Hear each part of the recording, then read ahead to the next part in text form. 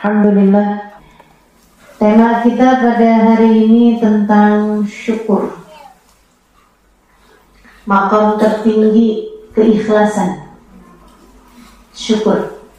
Maqam tertinggi keikhlasan. Jadi disebut ikhlas itu kalau menempati salah satu dari 4 tangga keikhlasan. Ikhlas yang pertama, mengerjakan sesuatu karena takut azab. Karena takut azab, takut neraka, takut dimurka, takut azabnya Allah SWT. Itu masih disebut ikhlas. Orang kalau yang, kenapa kamu sholat? Saya takut neraka lah. Kenapa kamu taat sama suami? Saya takut Allah murka sama saya kalau saya gak taat sama suami.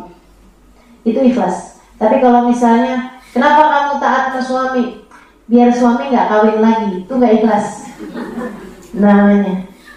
Itu urusan dunia aja berarti, ya kan? Hal yang seperti itu tuh musyarik bainana wa bainal kufar. Sesuatu hal yang sama antara kita sama orang yang gak beriman, itu namanya bukan lillah, namanya gak ikhlas gitu. Namanya gak ikhlas. Misalnya gitu ya, kenapa kamu sedekah? Biar rezeki saya nambah. Itu prinsip. Sedekah biar rezeki saya nambah. Bukan cuma orang Islam. Hatta orang gak percaya sama Allah, mereka juga tahu bahwa orang tuh kalau sedekah rezekinya bakal nambah. Walaupun orang gak percaya sama Nabi Muhammad, orang paham kalau ada sedekah tuh bakalannya mesti bakal dapat gantinya gitu. Jadi orang kalau misalnya saya ikhlas kok gitu, saya sedekah biar rezeki saya banyak, nah itu namanya gak ikhlas. Belum mencapai keikhlasan. Keikhlasan itu ada 4 derajat. Keikhlasan pertama adalah orang mengerjakan sesuatu. Jadi kalau ucapan lillahi ta'ala gitu, saya ngerjain ini karena Allah SWT. Nah, karena Allah tuh apa maksudnya? Karena Allah tuh ada 4 tingkatannya. Keikhlasan atau lillahi ta'ala itu ada 4 tingkatannya. Tingkatan pertama, seseorang melakukan sesuatu atau meninggalkan sesuatu karena dia takut azab, takut neraka, takut azabnya Allah SWT. Yang kedua, mengerjakan sesuatu karena ngarep surga, ngarep pahala, gitu ya. Ngarep balasan-balasan yang sifatnya akhirat. Itu ikhlas juga, tapi bukan ikhlas yang tertinggi.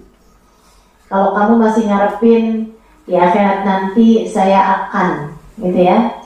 Di akhirat nanti saya berbuat ini biar di akhirat masuk surga, biar di akhirat bisa ada di Firdausul A'la, biar di akhirat saya begini. Bagus, benar, boleh, nggak apa-apa. Kalau nggak boleh, pasti nggak bakalan ditarghib sama Allah SWT. Jadi orang bilang, andai nggak karena surga neraka, kamu nggak akan berbuat, ya berarti kamu nggak ikhlas. Nggak gitu juga konsepnya. Toh juga memang surga neraka itu kan juga surga tempat Allah meletakkan keridhoannya, neraka tempat Allah meletakkan kemurkaannya, sama aja. Maksudnya ujung-ujungnya kita ngerjainnya kan karena Allah, karena ngarep Allah, karena ngarep sesuatu yang dari Allah SWT. Maka itu juga namanya keikhlasan gitu ya.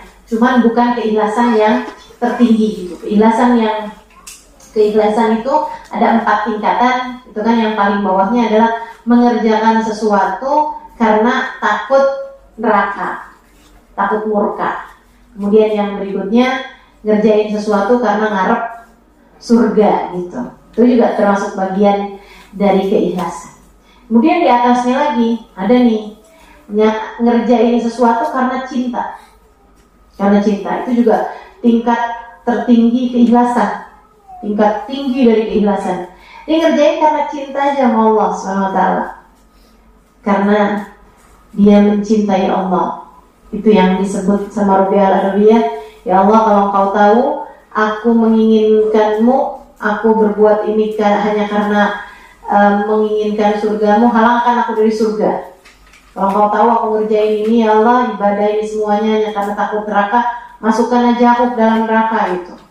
Tapi engkau tahu ya Allah, aku melakukan ini bukan karena berharap surga, bukan karena takut neraka, akan tetapi karena aku cinta padamu, maka jangan halangkan aku untuk berjumpa denganmu di akhirat nanti. Itu tingkatan tinggi dari keikhlasan.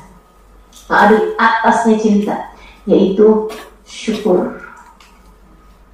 Jadi syukur itu adalah tingkat tertinggi keikhlasan yang disebut sama Nabi Muhammad SAW ketika Nabi Muhammad sholat malam sampai bengkak telapak kakinya. Sayyidah Aisyah tanya, mengapa engkau memaksakan dirimu sampai sedemikian wahai Rasul? Bukankah telah dijaminkan surga atasmu? Bukankah telah dijauhkan neraka darimu? Mengapa engkau berbuat ini semuanya? Kata Nabi Muhammad, afala uhib an syakura. Bukankah aku ingin untuk menjadi seorang hamba yang pandai berterima kasih, menjadi seorang hamba yang bersyukur pada Allah SWT. Itu tingkat tertinggi keikhlasan. Tingkat tertinggi keikhlasan adalah melihat ke belakang dari apa yang sudah Allah berikan, kemudian dia ingin menjadi seseorang yang mensyukuri itu semuanya. Jadi nggak ngarep yang di depan, dia ngelihatnya yang di belakang, yang udah Allah kasih, Allah kasih, Allah kasih, Allah kasih. Ini saya mesti gimana nih gitu. Itu keikhlasan yang level tertinggi itu. Jadi mikir kita bahas apa enggak nih tinggian begini nih? Bahas aja lah ya. Enak soalnya syukur itu. Teman-teman sih sekalian, Allah tuh banyak banget dalam ayat-ayatnya Allah SWT banyak memberikan targhib, memberikan apa semacam anjuran untuk kita bersyukur kepada Allah SWT atas nikmat yang telah Allah Subhanahu wa taala berikan kepada kita gitu. Dan Allah Subhanahu wa taala juga mengeluhkan hamba-hambanya yang enggak pintar berterima kasih pada Allah Subhanahu wa taala. Kata Allah Subhanahu wa taala, innal insana li rabbih lakanud. Innal insana li rabbih lakanud. Sungguhnya manusia itu kepada Allahnya lakanud. Lakanud itu sungguh benar-benar kanut. Kanut itu enggak pintar terima kasih, tapi giliran dikasih yang enggak enak ngeluh. Allah sebel nih yang model begini. Tapi banyak. Innal insana li rabbih lakanud. Sungguhnya manusia itu susah terima kasihnya, gampang keluh kesahnya. Gitu. Kata Allah SWT kayak begitu. Dan Allah menceritakan tentang adanya kelompok kecil dari umatnya yang pandai bersyukur. Kata Allah SWT, wa qalilun min ibadiyas syakur. Dan sedikit sekali dari hamba-hambaku asyakur yang pandai berterima kasih. Sedikit dari hambaku yang pandai berterima kasih. Jadi Allah tuh kayak sampai ngebanggain banget gitu. Ibadi, ini hamba-hambaku nih. Asyakur nih yang pandai berterima kasih ini adalah hamba-hambaku. Oh, besar sampai Allah bilangin mereka adalah hamba-hambaku. Nah, berarti mereka adalah orang-orang yang tercinta di sisi Allah Subhanahu wa taala. Itu sebabnya Sayyidina Umar pernah tuh ada orang lagi tawaf, Sayyidina Umar dengerin doanya agak aneh. Doanya gini, Allahumma jalni minal ghalil, Allahumma jalni minal ghalil, gitu lagi tawaf. Ya Allah, jadikan saya kelompok yang sedikit ya Allah, jadikan kelompok saya yang sedikit ya Allah. Pegang tangannya Sayyidina Umar, habis dia selesai tawaf, Sayyidina Umar selesai tawaf, pegang tangannya Sayyidina Umar. Dia bilang, apa maksud kamu sedikit? Kamu mau jadi pemberontak atau gimana nih? Karena kan umat Islam yang benernya selalu menjadi kelompok mayoritas. Kenapa kok kamu malah doanya minta yang sedikit gitu? Kenapa kamu doa minta Allahumma ij'alni minal qalil? Ya Allah, jadikan saya termasuk di antara kelompok yang sedikit. Artinya jadikanlah saya termasuk di antara kelompok minoritas. Apa maksudnya doa kamu nih? Kamu pengen jadi pemberontak atau kamu pengen jadi mendirikan sekte-sekte baru dalam Islam? Bagaimana nih? Terus dia bilang, bukankah kita baca dalam Al-Quran wa qalilun min ibadiyash syakur, dan sedikit sekali hambaku yang pandai berterima kasih. Saya ingin menjadi salah satu di antaranya. Wahai Amirul Mukminin Umar bin Khattab. Kata Sayyidina Umar, wah kalau itu sih saya juga. Mau juga saya jadi hamba-hambanya yang pandai bersyukur, pandai berterima kasih. Ajibtu min halil mu'min, kata Nabi Muhammad. Aku kagum sama keadaannya orang mukmin.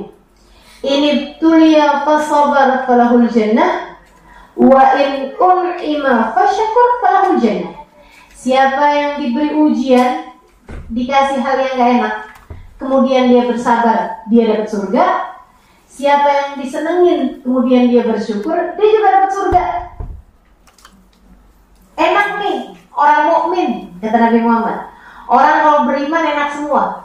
Dikasih sedih, dia mampu bersyukur, dia mampu bersabar, dia dapat surga. Dikasih hal yang menyenangkan, dia mampu bersyukur, dia juga dapat surga. Dikasih sakit dan dia sabar, dia dapat surga. Dikasih sehat dan dia syukur, dia juga dapat surga. Dikasih miskin, dia sabar, dia dapat surga. Dikasih kaya, dikasih miskin, dia sabar, dia dapat surga. Dikasih kaya, dia syukur, dia juga dapat surga. Dikasih lapar, dia sabar, dia dapat surga. Dikasih kenyang, kasih makan, dia syukur, dia juga dapat surga. Enak semua. Enak semua. Enak semua. Orang mukmin itu kayak gitu, kata Nabi Muhammad, senang jadi orang mukmin. Dalam segala keadaan dia bisa nyari surga. Gak ada posisi yang bikin dia gak bisa nyari surga. Kasih apa aja bisa nyari surga. Makanya para ulama membahas tuh, mana yang lebih utama antara syukur atau sabar. Katanya Imam Ghazali dalam kitabnya sesudah menyampaikan pendapat para ulama, ada yang bilang sabar lebih afdal, ada yang bilang syukur lebih afdal.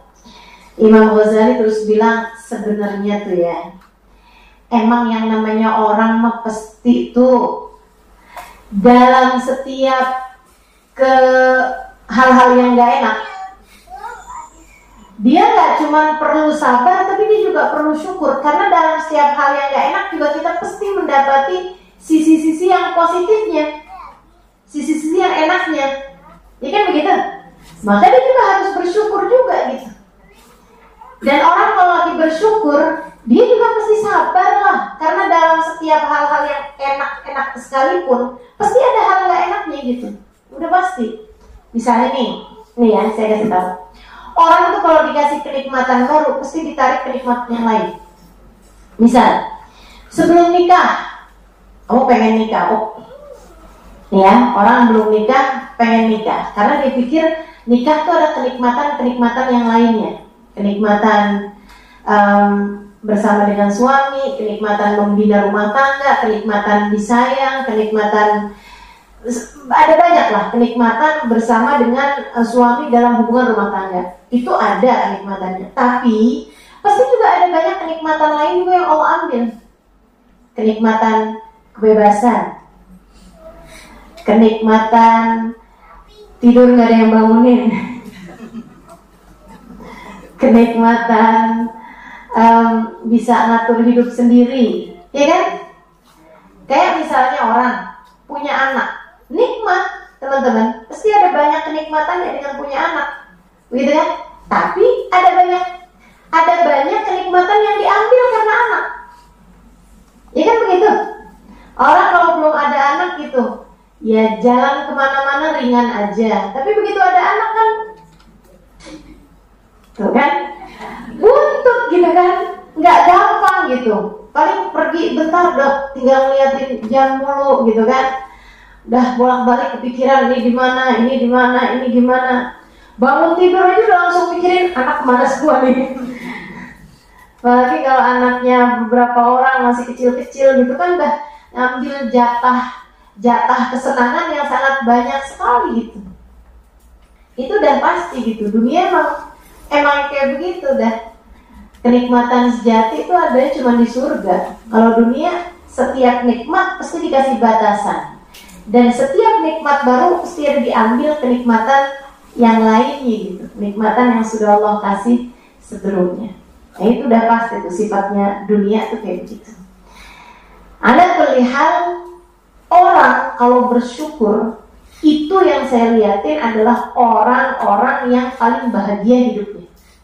Karena teman-teman, saya sering sampaikan kepadamu, pada semua orang nih, hidup ini gak pernah ideal buat siapapun. Gak pernah. Hidup ini gak pernah ideal buat siapapun. Ideal maksudnya sempurna gitu. Gak pernah ada orang yang hidupnya senang terus, hidupnya enak terus, hidupnya bagus terus gitu. Gak ada. Gak ada ceritanya. Hidup gak ideal bahkan buat Nabi Muhammad.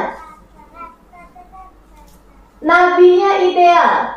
Nabinya sempurna, akhlaknya sempurna, kepribadiannya sempurna, ibadahnya sempurna, wajahnya sempurna, semuanya sempurna. Tapi dunia buat Nabi Muhammad jauh dari kata-kata ideal. Gimana mau bisa kita bilang ideal dunianya Nabi Muhammad?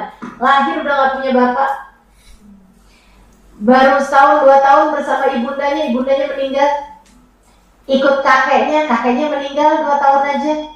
Habis itu tinggal dalam kemiskinan bersama dengan keluarga pamannya Abu Thalib. Pamannya punya anak lebih dari 10 orang. Itu kalau pamannya bawa makanan, mereka rebutan makanan ke Nabi, gak pernah kebagian. Teman-teman saya sekalian, di usia 11 tahun, 10 tahun Nabi Muhammad harus mikir untuk bisa mengurangi beban keluarga. Dia harus bekerja menggembalakan kambing. Ideal macam apa? Gak ideal sama sekali. Di usia segitu mikirin gimana keluarga pamannya bisa makan, teman-teman. Umur 10 tahun, 11 tahun Nabi Muhammad menggembala kambing. Udah gak punya bapak, gak punya ibu, gak punya saudara. Ideal macam apa Nabi Muhammad? Bahkan sesudah Allah anugerahkan Islam kepada beliau pun juga hidup Nabi Muhammad tidak ideal. Dunia bagi Nabi Muhammad gak ideal. Nabi meninggal dunia di usia 63 tahun. Gak terlalu tua. Saya baru tahu juga ternyata 63 tahun tuh gak terlalu tua. Dan itu umur Arab. Per 30 tahun beda 1 tahun. Artinya Nabi Muhammad 63 tahun. Umur pakai kalender Islam tuh, artinya kalau pakai kalender Januari Februari 61 tahun. Karena per 30 tahun itu umur Nabi Muhammad selisih 1 tahun. Jadi Nabi Muhammad meninggal dunia di usia 61 tahun. Teman-teman, dengan kalender Masehi. Tua apa nggak tua? Enggak tua sama sekali. Segitunya Nabi Muhammad sudah menguburkan istrinya Khadijah. Nabi Muhammad sudah menguburkan anaknya Zainab, sudah menguburkan anaknya Ummu Kalthum, sudah menguburkan anaknya Ruqayyah, sudah menguburkan anaknya Ibrahim, sudah menguburkan anaknya Qasim, sudah menguburkan anaknya Ibrahim. Udah kubur-kuburin semua anak-anaknya. Hanya satu anaknya yang masih hidup ketika Nabi Muhammad meninggal dunia. Ideal macam apa? Siapa di antaramu yang usia 61 tahun sudah menguburkan 6 dari 7 anaknya? Sudah menguburkan istrinya, sudah menguburkan semua orang-orang yang beliau sayangi di atas muka bumi ini. Hidup Nabi gak ideal. Saudariku sekalian, tidak ideal kehidupan dunianya Nabi Muhammad. Pun kalau kita baca sejarahnya orang-orang besar, gak ada yang hidupnya ideal. Gak ada.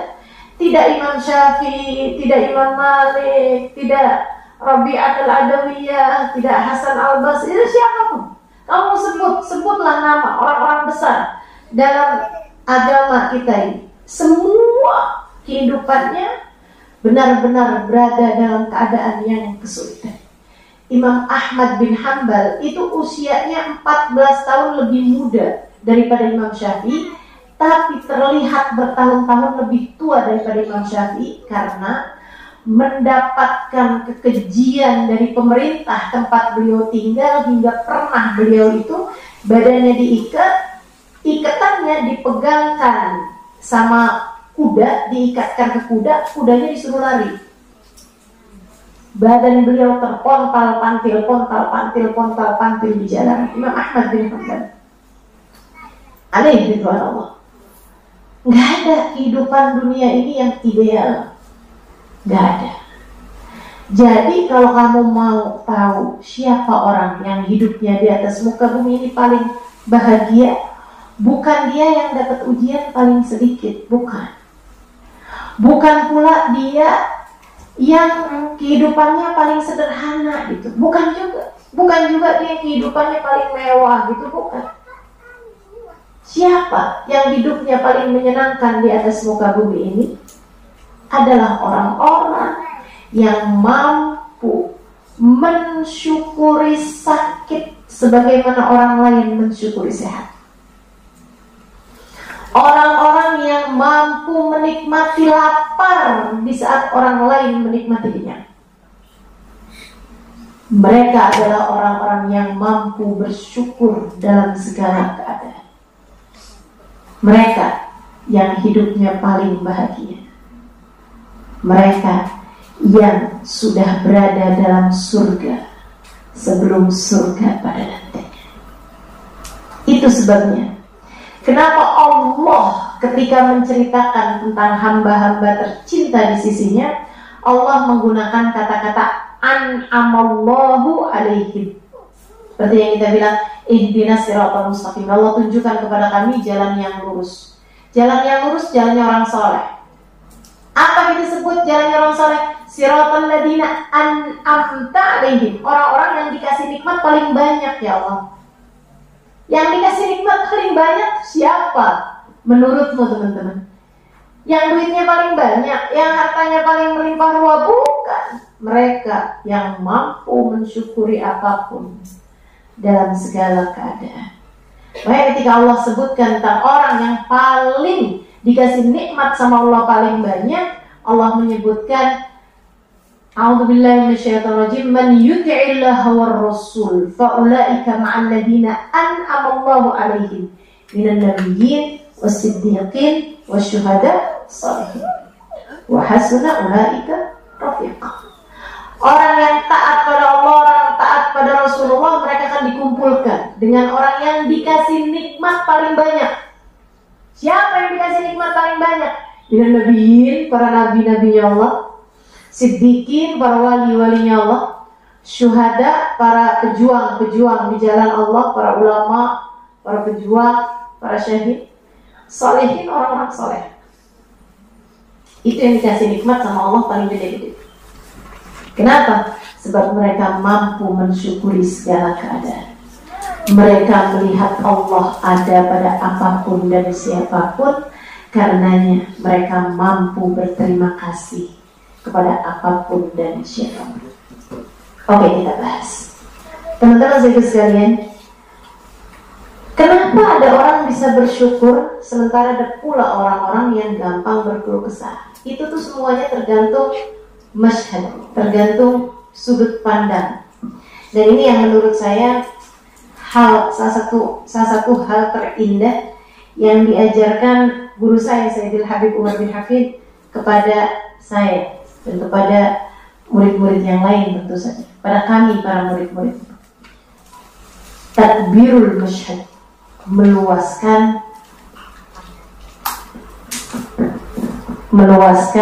sudut pandang. Kenapa orang sama-sama dikasihnya nih? Sama-sama dikasihnya. Tapi kenapa yang satu berterima kasih, yang satu enggak gitu?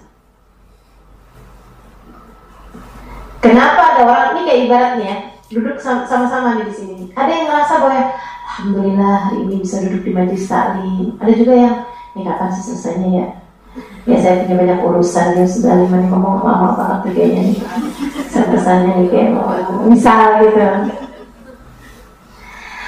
Orang itu menikmatinya duduk di sini tergantung, bukan tergantung seberapa dekat dengan AC dia duduk, bukan tergantung dari apakah dia dapat sandaran atau nggak dapat sandaran gitu kan.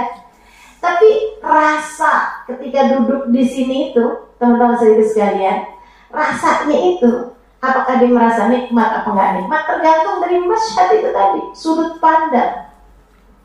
Tergantung daripada sudut pandang. Kamu melihatnya dari sisi mana gitu.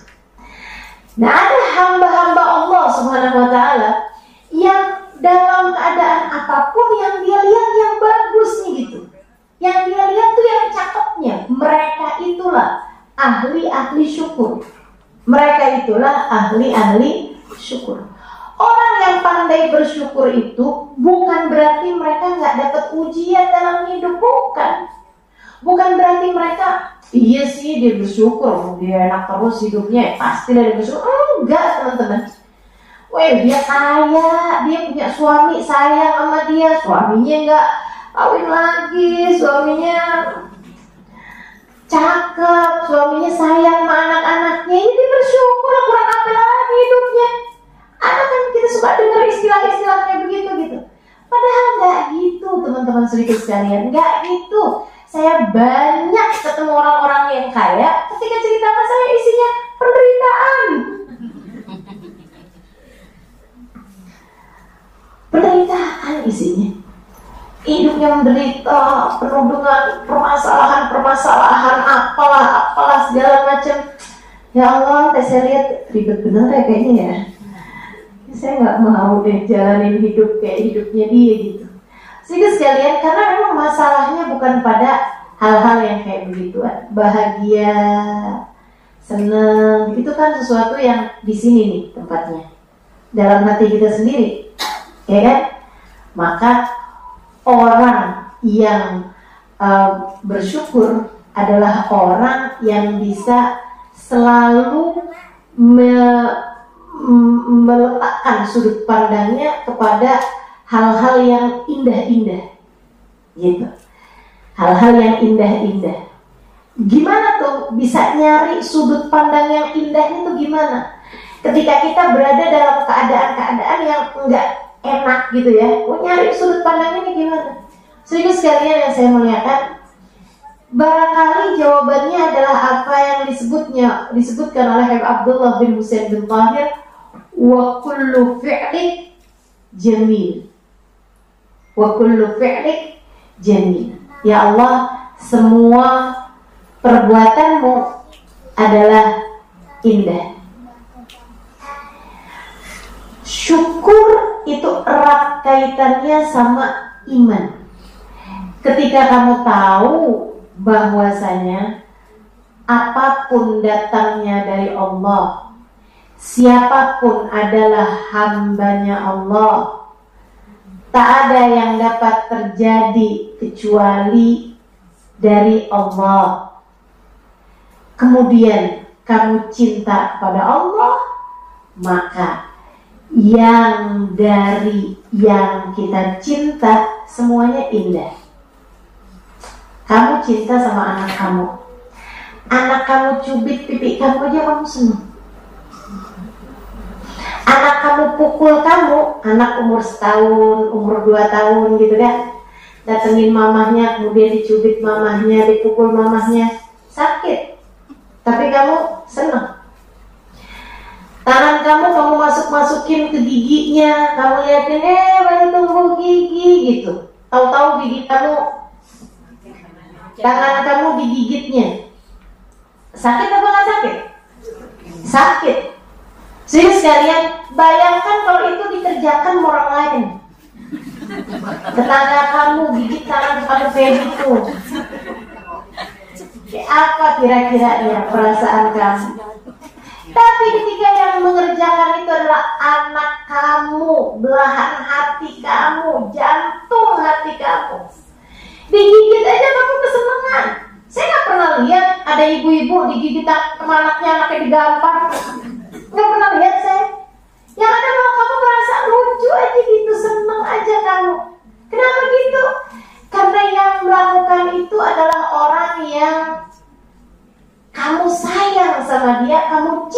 sama dia, dan kamu tahu dia pun juga mengerjakan itu bukan karena benci, tapi karena cinta. Ketika suami kamu melemparkan bantal kepadamu, yang nggak panci juga ya, nggak piring juga, bantal gitu kayak lagi seneng, kemudian dia bantal, apa sih kamu gitu, ya kamu sakit misalnya gitu, tapi kamu seneng aja, pilih pengantin baru gitu kan, cubitin sama pasangannya, suaminya, pegang-pegang hidungnya gitu. Suami itu banyak, kalau masih pengantin baru tuh kita tidur di tangannya berjam-jam, dia nggak kenapa-napa. Cobain 10 tahun kawin, cobain. Teman-teman sekalian, kullu fi'lin jamil, perlakuan dari orang yang kita cinta itu beda kita nerimanya. Nah, ada kekasih Allah, hamba-hamba tercinta di sisi Allah, mereka melihat wa kullu fi'lin jamil, ya Allah, semua yang darimu selalu indah, semua yang darimu selalu indah. Dan dia melihat bahkan angin tak dapat bertiup kecuali dengan izinnya, bahkan hujan tak dapat turun kecuali dengan izinnya. Dia yang menentukan semuanya, kapan hujan, kapan terang. Maka dia lihat hujan dia senang, dia lihat terang dia senang. Belum fi'lik jadi, dia dibikin sakit dia senang, dia dibikin sehat dia senang. Dikasih apa aja sama Allah dia senang. Kenapa? Dia lihat Allah pada semuanya. Dia lihat semuanya nih yang ngasih Allah Subhanahu wa ta'ala. Makanya dia syukuri semuanya, disenengin semuanya, disenengin semuanya. Mereka itulah orang-orang yang hidupnya paling bahagia. Mereka itulah orang-orang yang hidupnya paling bahagia. Kebayang gak sih kayak gimana bahagianya orang yang dikasih sakit ini bahagia, dikasih sehat lebih bahagia lagi, tapi dikasih sakit aja ini bahagia. Pernah ada satu orang, dia itu kena sakit yang udah berat banget sampai dikeluarin dari rumah sakit, dan dia nggak punya keluarga, nggak punya sesiapa, dia ada di jalanan di luar rumah sakit gitu ya, di luar tempatnya orang ngurusin orang sakit, di luar itu udah nggak ada lagi yang dipeduliin, nggak ada orang peduli sama dia, seorang perempuan, nggak ada yang peduli sama dia, nggak ada keluarganya nyamperin dia, nggak ada sesiapa. Ada seorang pemuda lagi lewat di situ, lewatin orang lagi sakit di jalanan yang udah ditolak bahkan sama rumah sakit. Karena rumah sakit nggak bisa bikin apa-apa lagi, jadi nggak usah menuhin juga. Rumah sakit itu dia juga nggak bayar, nggak apa gitu ya. Dia taruh aja tuh di luar. Ada pemuda lewat di situ, kaget karena ketika lewat dengar si orang sakit yang udah nggak bisa ngapa-ngapain ini, dia bilang gini, alhamdulillah, alhamdulillah, alhamdulillah. Orang tuh mengucap alhamdulillah tuh kalau paham maknanya kayak lagi ngomong makasih ya Allah, makasih ya Allah, makasih ya Allah. Dia lagi jalan balik lagi, dia bilang ya hadi ala mada tahmadin rabbak. Dia bilang, Bu, ibu makasih sama Allah dari apa, Bu? Dia nggak bilang la ilaha illallah, la ilaha illallah, wajar dong, tuh ya. Atau dia nggak bilang kayak subhanallah atau apalah gitu kan, atau astagfirullah, astagfirullah gitu, wajar. Tapi ini dia bilang alhamdulillah, alhamdulillah, kayak senang gitu, alhamdulillah, meskipun dengan suara yang sangat lirik. Sampai menit, ibu syukur sama Allah, terima kasih sama Allah, kayak enak banget gitu, Bu. Ibu tuh syukur dari apa? Badan udah nggak bisa pakai apa-apain, sakit setengah mati kayak gitu. Udah bahkan rumah sakit pun nolak, teman-teman. Nggak punya saudara, nggak punya kerabat yang ngurusin dia, coba apa lagi coba. Dulu lagi sakit kayak begitu kan, nikmat makanan, nikmat apa kan udah nggak ada lagi nikmat-nikmatnya. Dia bilang alamada tahmadin rabbak. Kamu tuh berterima kasih sama Allah dari apa? Dia bilang alhamdulillah alladzi ja'ala li lisanan dzakira wa qalban syakira. Dia bilang alhamdulillah Allah udah kasih buat saya lisan yang pandai menyebut namanya dan hati yang pandai berterima kasih padanya.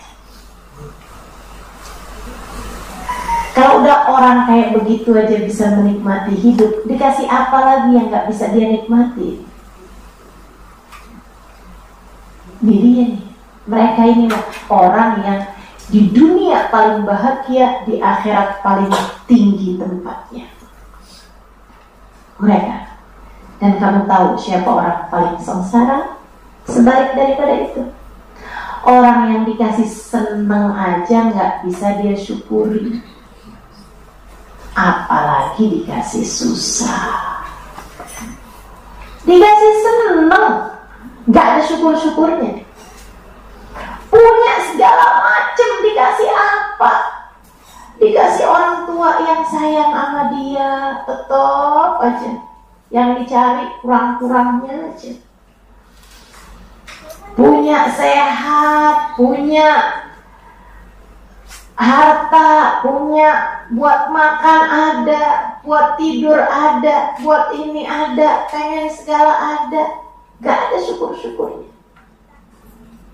Nah ini disenangkannya gimana lagi nih mestinya? Kalau saya punya suami saya akan senang. Oh gitu, dikasih nih suami. Oh ternyata susah nih. Kalau saya udah punya anak bisa senang. Kasih anak tambah susah, tambah stres. Kalau anak saya besar-besar bisa senang. Udah besar-besar anaknya, kayaknya dulu lebih senang deh. Kayaknya dulu waktu belum nikah lebih senang gitu. Aduh. Pokoknya ya, saya selalu bilang, jomblo ngenes, dikawinkan jadi istri ngenes. Punya anak jadi ibu ngenes. Punya mantu, punya cucu jadi nenek ngenes. Pokoknya orang tuh tergantung dirinya sendiri sebenarnya. Perempuan yang happy, perempuan yang bahagia, dia dikawinkan jadi istri yang bahagia. Punya anak jadi ibu yang bahagia. Punya cucu jadi nenek yang bahagia. Kamu yang gimana? Yang ngenes apa yang bahagia? Jadi terus ingetin diri teman-teman. Terus ingetin diri. Masalahnya bukan pada seberapa Allah kasih sama kamu, tapi seberapa kamu mampu mensyukuri yang dari Allah Subhanahu wa ta'ala itu. Semuanya dari Allah. Semuanya dari Allah. Dikasih sehat, alhamdulillah. Dikasih sehat, alhamdulillah. Dikasih sakit, kalau kita pikirin, sakit itu cara Allah buat ngapusin dosa. Sakit itu cara Allah buat bikin kamu diam-diam berpahala. Mau berpahala itu kan mesti ibadah kan, betul nggak? Mau berpahala itu mesti ibadah. Puasa, lapar, baca Quran, tahajud, ngantuk, lebih pilihan tidur kan?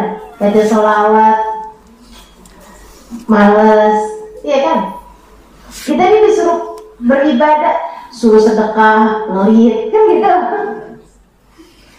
Kita disuruh berpahala, itu kan semuanya berat-berat tuh kan. Tapi sama Allah dikasih sakit.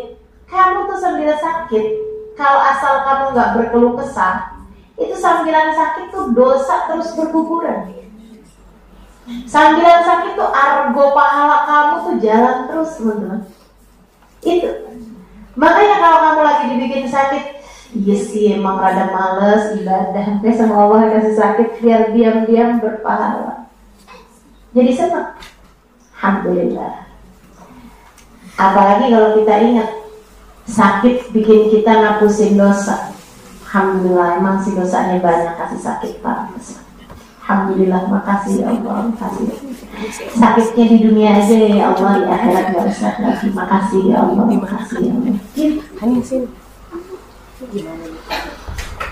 Itu namanya sudut pandang buat melihat Allah ada pada segala.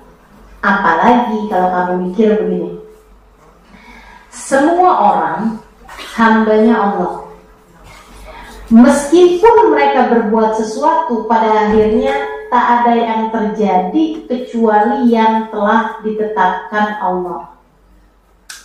Ya, meskipun mereka berbuat sesuatu, pada akhirnya tak ada yang terjadi kecuali yang telah ditetapkan Allah.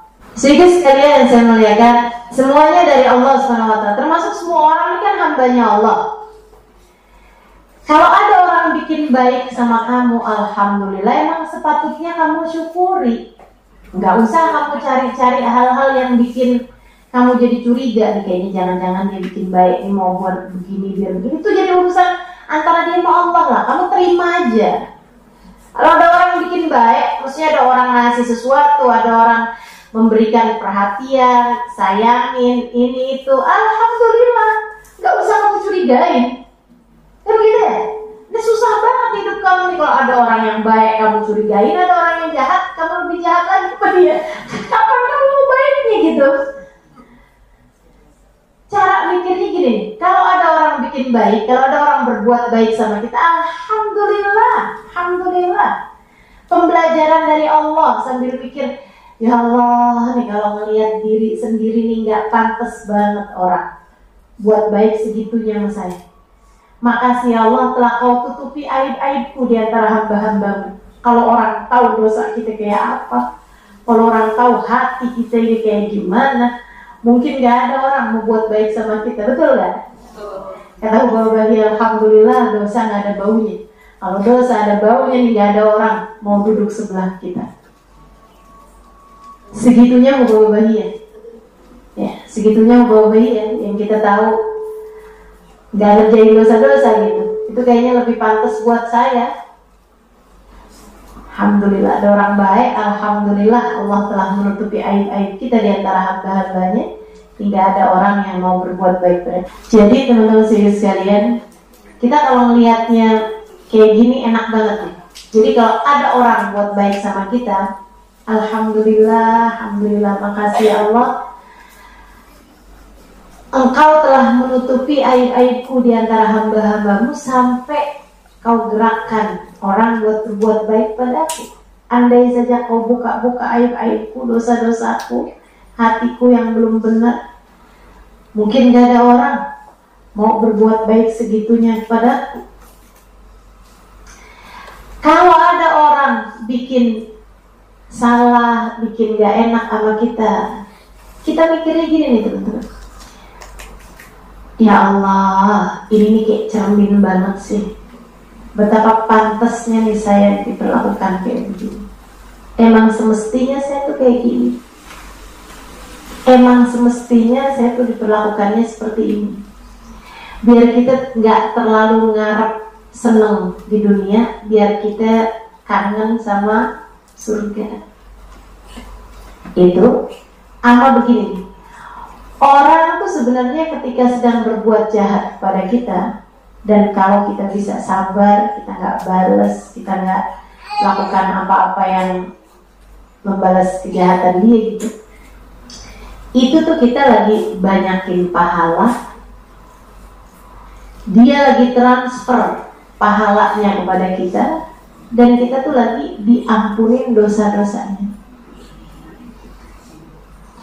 Habib Umar pernah cerita, jadi ada orang ibu-ibu biasa nih, ibu-ibu biasa di sebuah kampung meninggal dunia. Beberapa bulan sesudah dia meninggal, salah satu ulama di kampung itu ngimpiin dia, kayak ada siapa kayak Ibu Marni kayak gitu meninggal ceritanya nih. Ada soalnya pulana mulu bosan gitu ya. Saya kayak bikin contoh selalu fulana gitu kan. Yang ganti di Ibu Marni gitu ceritanya. Jadi Ibu Marni ini ceritanya meninggal. Dia biasa-biasa aja. Perempuan yang enggak juga ahli ibadah, enggak juga yang gimana-gimana, biasa deh gitu. Dia meninggal nih teman-teman. Beberapa bulan sesudahnya ulama di kampung itu ngimpiin Bu Marni ini dalam kubur kaya raya, konglomerat.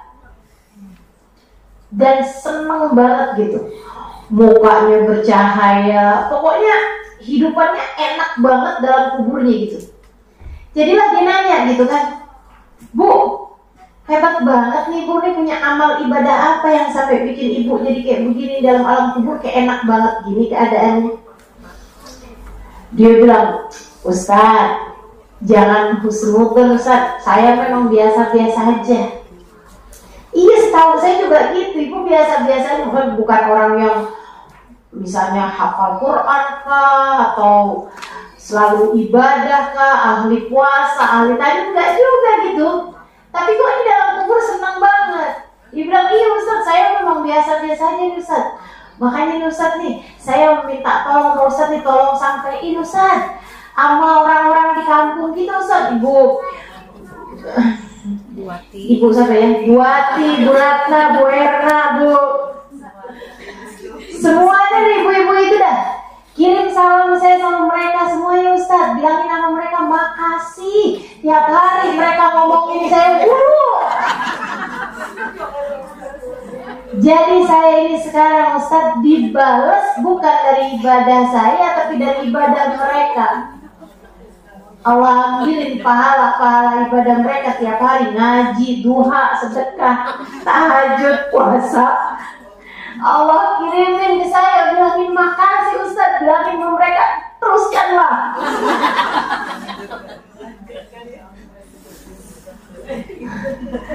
Sedekahnya terusin aja, transfer aja terusin aja buat saya.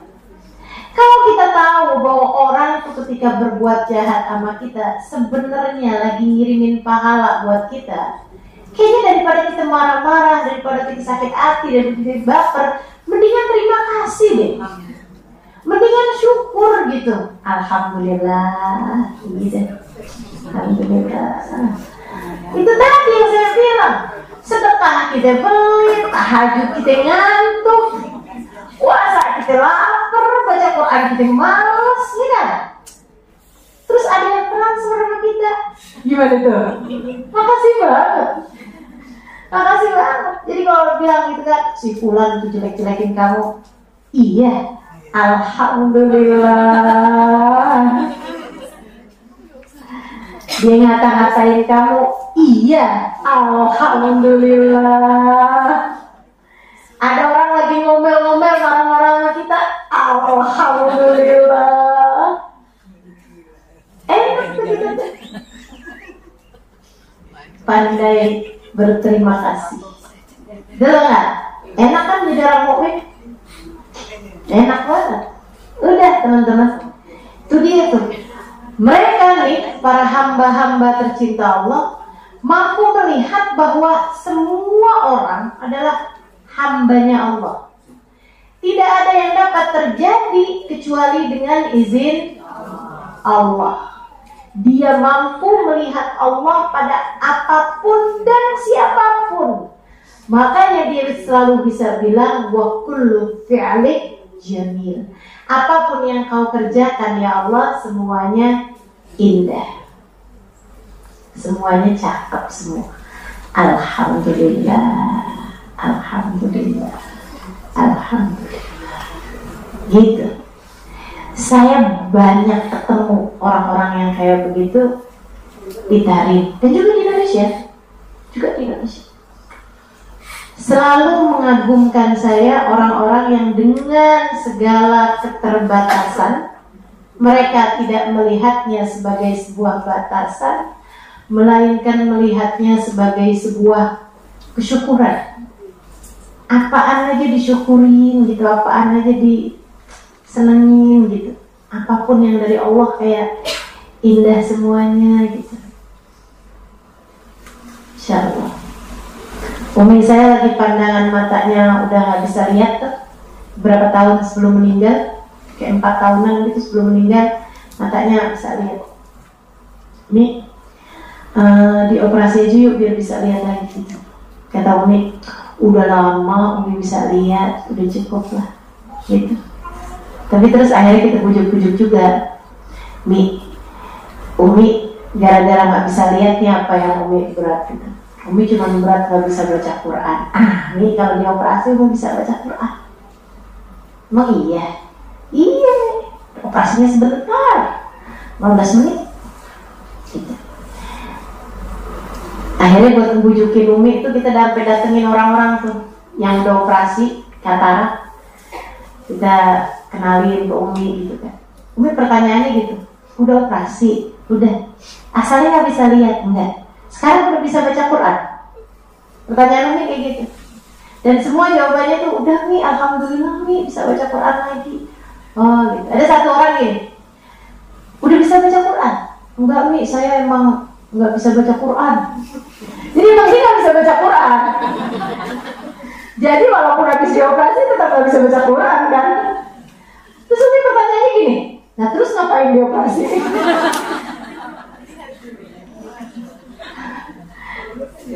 Kayak perasaan Umi saya tuh punya mata ya buat baca Quran gitu. Masya Allah. Tuh ada tuh orang-orang tuh yang kayak begitu tuh. Wa kullu fi'lik jamil. Dia ngeliat maksudnya yang dari Allah, kasih mata, kasih ini gitu. Kayak enak semuanya aja gitu.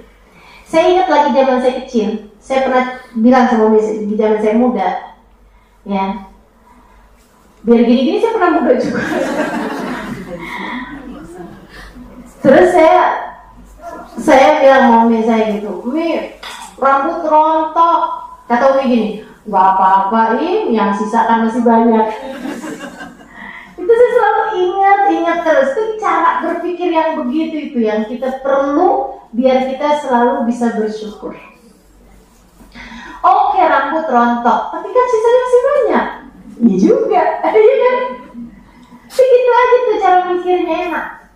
Misalnya kita lagi kehilangan apapun gitu kan, ya nggak apa-apa deh, kan masih ada ini, masih ada ini, gitu. Lagi sakit perut, alhamdulillah cuma perut. Yang lain kepala bagus, tangan bagus, kaki bagus, semuanya bagus gitu. Itu cara berpikir semacam itu yang bisa membuat kita mudah-mudahan lebih bisa bersyukur atas nikmat yang telah Allah SWT berikan kepada kita. Terus ya teman-teman, sebenarnya nih, apa sih yang bikin kita itu gak bersyukur? Allah tuh ngasih kita segalanya loh buat kita. Segalanya. Apa yang kamu gak dikasih? Sehat kamu dikasih, makanan kamu dikasih, betul gak? Lebih daripada itu semuanya tuh, kamu pengen tidur punya tempat tidur, betul gak? Kebayang korban-korban perang yang lagi ada di mana-mana. Kita alhamdulillah gitu. Seapa-apanya tuh yang Allah kasih sama kita tuh udah nggak kehitung. Wa in ta'uddu ni'matallahi la tuhsuha. Kalau kamu hitung nikmat yang Allah berikan nggak bisa kehitung dari banyaknya nikmat yang Allah bagi pada kita. Di atas itu semua kita punya orang tua yang beriman, yang sholat, yang soleh, yang bisa tenadahin tangan doain kita, betul nggak? Iya kan? Ada banyak orang-orang di luar sana, orang tuanya nggak beriman, nggak bisa doain anak-anaknya. Ada banyak di sana orang tuanya nggak sholat. Kita alhamdulillah. So itu sekalian yang saya muliakan, saudara-saudara yang saling sayang, kurang lebih. Tapi kan kita punya kerabat, kita punya keluarga. Menurut saya sih ada satu yang menjengkelkan, misal ada satu yang nggak enak lah gitu kan. Tapi sisanya yang lain banyaknya enak.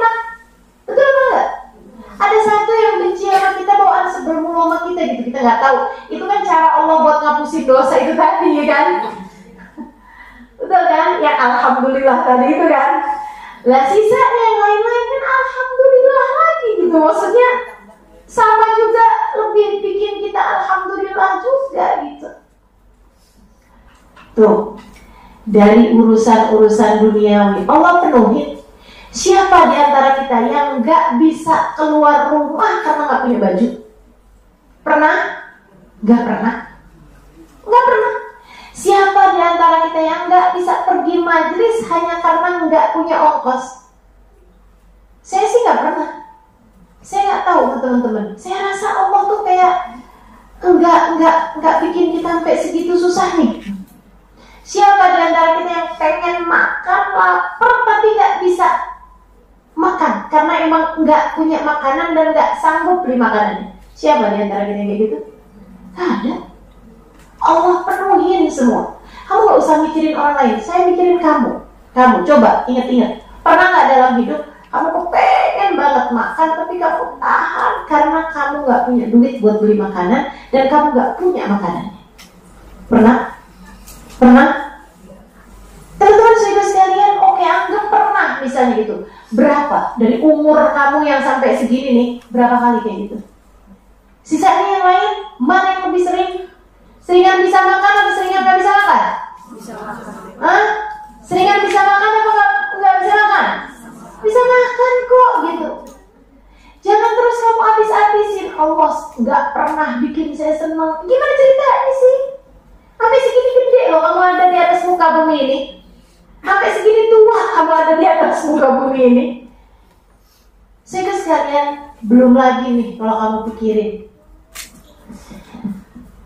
Kamu, saya tahu, pernah berada dalam keadaan yang sangat susah, sangat gelap, sangat jatuh, sangat terpukul, sangat di bawah. Tahu saya, orang kalau udah di atas umur 20-an atau 30-an apalagi gitu, kayaknya pernah ngalamin masa-masa yang kamu rasa kayak berat banget gitu. Tapi coba kamu ingetin betapa bahkan dalam kegelapan-kegelapan seperti itu, kayak kamu ngerasa udah nyerah dah gitu, udah gak ngerti lagi mau ngapain.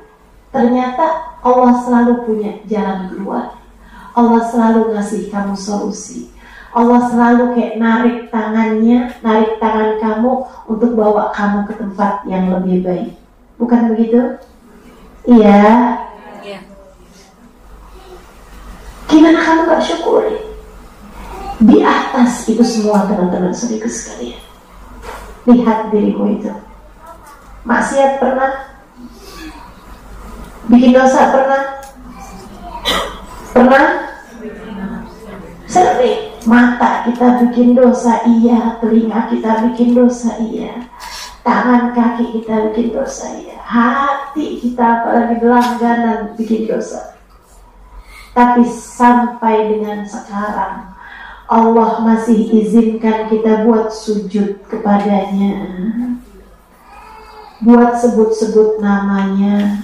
Teman-teman, pernah nggak kamu sebel sama orang sampai nggak kepengen lihat mukanya? Pernah? Pernah nggak? Pernah kan? Saya pernah sebel sama orang sampai saya nggak sanggup lihat mukanya. Saudara sekalian, Allah tuh kayak gitu. Allah tuh kalau udah benci sama seseorang, sebel sama seseorang, Allah nggak izinkan lagi dia untuk menghadap kepada Allah dalam sholat-sholatnya. Pernah nggak kamu sebel sama orang sampai kamu nggak mau sebut namanya? Pernah? Allah kayak gitu. Allah kalau benci sama seseorang, Allah kalau sebel sama seseorang, Allah nggak izinkan lagi dia untuk sebut nama Allah Subhanahu wa Ta'ala. Dan kita bersama dengan dosa yang nggak ada habis-habisnya ini, Allah masih tetap izinkan kita buat sholat. Allah masih tetap izinkan kita buat sebut nama Allah. Allah tetap izinkan kita buat doa, manggil nama Allah, minta sama Allah Subhanahu wa Ta'ala. Allah masih mau kita berdiri terus di pintunya. kurang apa nikmat Allah berikan kepadamu, teman-teman. Sampai segitunya kamu gak mau terima kasih sama Allah SWT tuh. Dari apa? Kehidupan, kebutuhan udah dipenuhi terus. Kita nikmat punya orang-orang di sekeliling kita yang sayang sama kita. Kita nikmat punya keluarga, nikmat punya segala macam. Terus kemudian lebih dari semuanya nih, kita sama Allah dikasih iman, dikasih cinta. Dikasih cinta sama manusia paling agung, baginda Nabi besar Muhammad SAW. Andai karena cintanya kepada kita, andai tidak karena cinta Allah kepada kita, gak akan ditaruhkan rasa cinta di hati kita kepada kasihnya, baginda Nabi besar Muhammad SAW. Pernah gak kamu sayang banget sama anak kamu sampai kamu jagain? Jangan sampai ada orang-orang gak benar dekat sama anak kamu. Kan begitu caranya. Allah juga kayak gitu. Allah tuh cinta banget sama Nabi Muhammad. Yang dideketin sama Nabi Muhammad, yang punya rasa cinta sama Nabi Muhammad, yang rasa dicintai sama Nabi Muhammad, itu adalah orang-orang yang dianggap Allah tuh baik, dianggap Allah tuh Allah mau ngasih nikmat sama dia gitu. Dan kita dipilihnya. Diizinkan maulidan, diizinkan ucap salam, diizinkan merasa rasa cinta kita sama Nabi Muhammad. Itu setinggi-tinggi nikmat, teman-teman saya sekalian, setinggi-tinggi karunia yang Allah Subhanahu wa ta'ala berikan kepada kita sekalian. Allah berikan sama kita sekalian setinggi-tinggi nikmat. Alhamdulillah, alhamdulillah, alhamdulillah. Makanya kita kalau nggak bersyukur tuh karena apa? Semuanya seharusnya bikin kita terus tambah syukur, tambah syukur, tambah syukur. Nggak ada yang nggak enak yang Allah kasih sama kita. Nggak ada yang nggak enak. Itu ya, kalaupun lagi dikasih sakit, dikasih sulit, dikasih sempit, gitu. Itu kayak lampu lagi dimatiin aja sebentar buat ngingetin kamu nikmatnya terang. Karena kita ini modelannya yang kalau dikasih terang terus kita lupa nikmatnya terang. Sampai ketika gelap baru ya ampun iya ya susah ternyata ya alhamdulillah kemarin tuh terang terus gitu. Betul nggak?